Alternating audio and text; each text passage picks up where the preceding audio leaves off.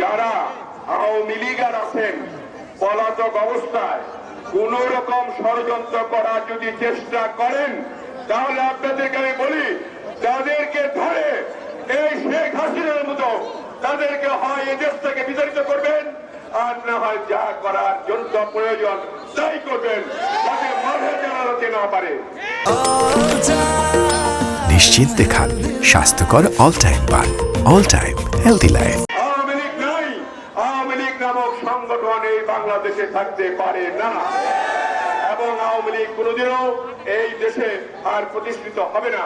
কাজে আপনারা যারা জনগণ নিয়ে কাজ করেন তাদেরকে অনুরোধ করব, প্রত্যেকটি এলাকায় গিয়ে বাংলাদেশের এই স্বাধীনতা অর্জনে এবং এটাকে টিকিয়ে রাখার জন্য জনাব তারেক রহমান যে সিদ্ধান্ত নিয়েছেন, সেই সিদ্ধান্ত বাস্তবায়ন উনি সুন্দরভাবে করতে পারেন, সেই লক্ষ্যে আপনারা কাজ করবেন।